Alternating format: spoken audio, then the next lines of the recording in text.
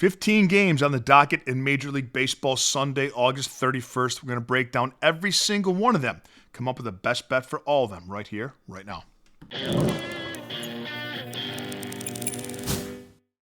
Greetings, everybody. Welcome back to the show. And for joining us for the first time, welcome to the jungle. I've got a bet for every single game in Major League Baseball for Sunday, August 31st. I'm going to leave two links for you in the comments section of this video. The first link is to my $5 favorite play of the day, and just for $5 and no further obligation, you get my best bet of the day text to your phone. Today it was the Brewers on the money line over the Blue Jays for plus money. Congratulations to all who tailed and cashed on that. The second link is to become a Jungle member, and for as little as 55 cents a day, you get my full betting card sent to your phone every single morning. Today we went 2-0 in our MLB plays. We had, of course, our play of the day, the Brewers, and we had the Phillies on the money line.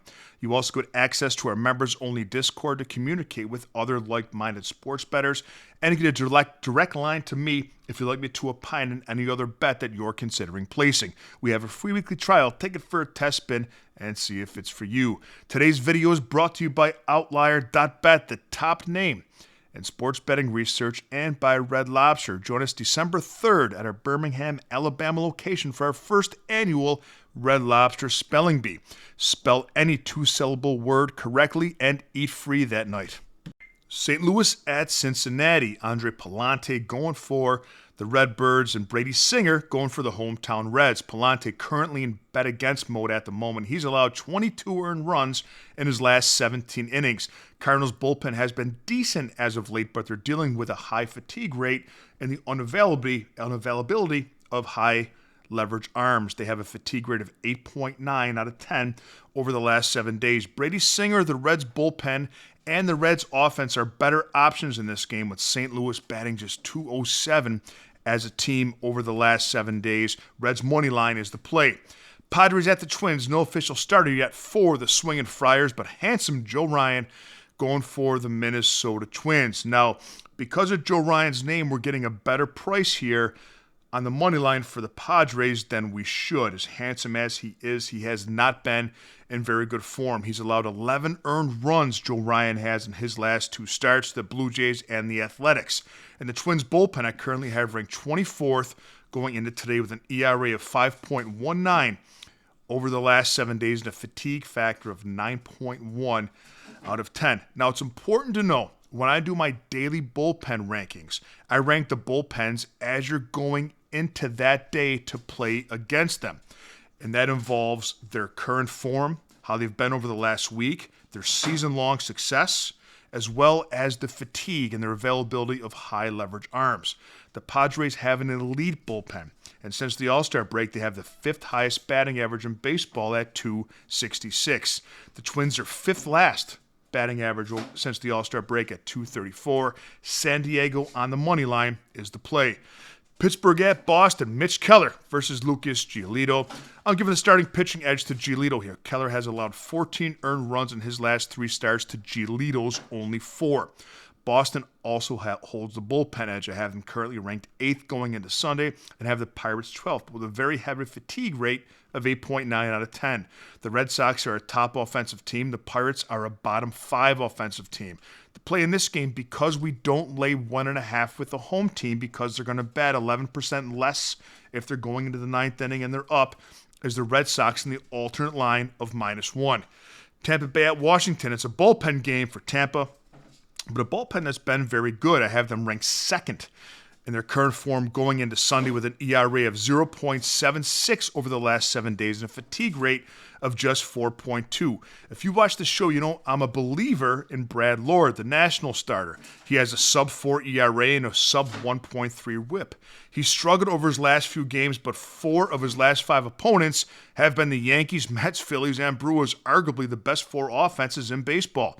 But the Rays' offense is not one of these aforementioned teams. Tampa Bay has the 4th least runs scored in baseball since the All-Star break.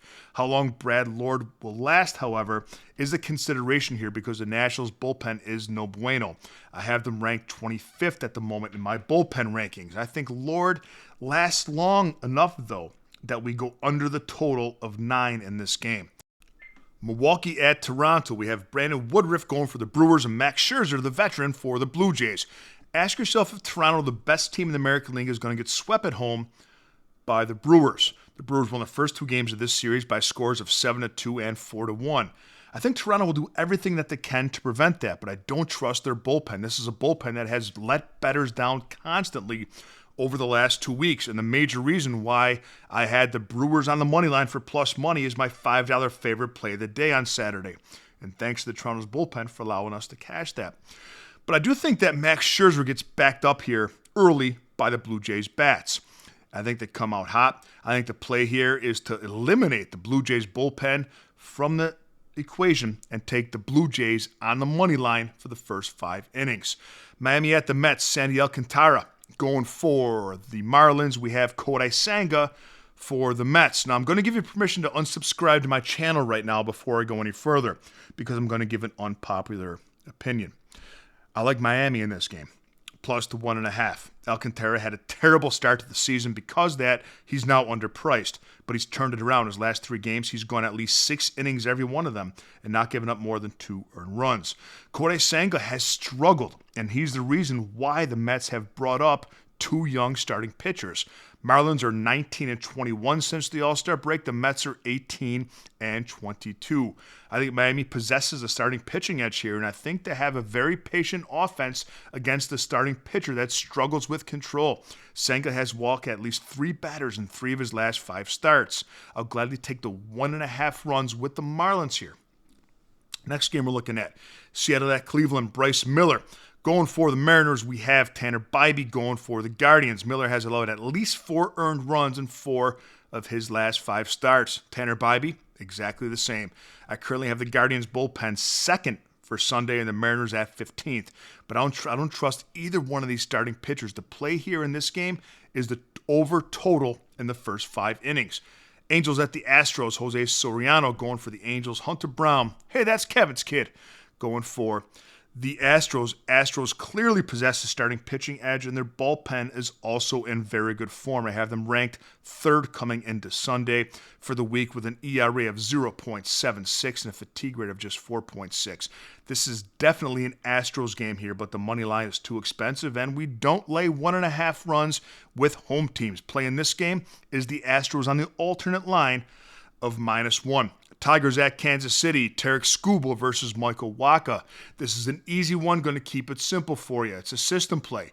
You want to back Tarek Skubal in the way of taking the Royals team total under 0.5 runs for the first 3 innings. If your book doesn't offer that, take the Royals' first 5 innings under 1.5. If your book doesn't offer that, take Tarek Skubal to record a win. Yankees at the White Sox, Luis Gil versus Martin Perez. The only struggle with Gil has been his walks. And it's hard to really cap him because he's walked a lot of batters, but he's allowed just 1 earned run in each of the last 3 starts. I still think, regardless of base runners, he holds the edge here over Perez. And the Yankees' bullpen is in much better form. I currently have the Yankees ranked 7th in bullpens coming into Sunday, and the White Sox I have dead last, at 30th. The White Sox bullpen has an ERA of 9.45 over the last 7 days and a fatigue factor of 9.6 out of 10. Who are they going to turn to in the late innings? The Yankees' offense has returned to form. The play in this game is laying the 1.5 with the Bronx Bombers. Cubs at the Rockies, Matthew Boyd versus Tanner Gordon. Now, Boyd is an all-star. Gordon is not. Although he's had 2 good starts as of recent, he holds an ERA of 6.44 and a whip of 1.65. Horrendous. The Rockies bullpen also currently ranked 27th by my rankings. The play in this game is the Cubs team total over. Baltimore at San Francisco. We have Sugano going for the Orioles, Japanese-born Sugano, against Justin Verlander, old man Verlander for the Giants. Every time you watch Sugano pitch, because he doesn't strike many batters out, you think he's going to get clobbered, but he really doesn't. He does get hit, however, and he has an ERA north of 4, but as does Justin Verlander. Verlander has a higher whip. He just doesn't have it anymore. There's a big discrepancy with the bullpen form, however, at the moment. I have the Giants ranked 4th, and the Orioles, I have their bullpen ranked 17th. But I do think the Orioles' offense gets to Verlander. Because of that, let's take the bullpens out of it. The play in this game is the Orioles team total. The Orioles' first 5 innings on the money line. Texas at the A's, Jacob deGrom going for the Rangers, and we have JT Ginn going for the Athletics. deGrom has lost his dominant form early in the season, but he still holds a whip of under 1. JT Ginn has been tough to back. He's allowed at least 3 earned runs in 5 of his last 6 starts. I have both bullpens very close to one another at the moment. I have the A's 16th and the Rangers 18th. The A's, though, have been slightly better over the last week, but the Rangers are a lot more rested and have higher availability to their higher leverage arms. The Athletics' power is the X factor here, but deGrom is a veteran pitcher who knows how to keep the ball in the park. The Rangers' offenses begin to become hot again. They've won 6 of their last 7 games, and they're batting .297 in that time, which is the second highest in baseball. Rangers' money line is the play. Arizona at the Dodgers, Brandon Pfaadt going for the Diamondbacks. We have Yamamoto going for the Dodgers. Huge starting pitching edge and huge bullpen edge for the Dodgers. I have the Dodgers bullpen number 1 right now coming into Sunday. They have an ERA of just 1.08 over the last 7 days and a fatigue factor of just 3.7. Everybody available to come and contribute on Sunday. There's no value with the Dodgers to win this game because of the pricing. There's no value on them on the running line. The only value here is the Dodgers team total over. Atlanta at Philadelphia. Last game we're looking at, we have Thirsty Hurston Waldrop going for the Braves. No offense has yet to solve the Atlanta rookie. He has a sub-1 ERA and a sub-1 whip in his 4 starts, and the Braves have won every single one of those games. Despite his veteran presence, I don't trust Jesus Luzardo, who's going for Philadelphia, as much as I do Waldrop at the moment. He's been very inconsistent, struggles with control, and has an ERA of 4.23. And the Phillies have lost 2 of his last 3 starts. The Phillies bullpen has also seen better days. I currently have them 26th in bullpen rankings at the moment, coming into Sunday with an ERA of 6.27 over the last week and a fatigue rate of 8.9. I think the play in this game is the Braves plus the 1.5. Let's have a day, Jungle Nation, and I'll see you tomorrow with a little more money in your pocket.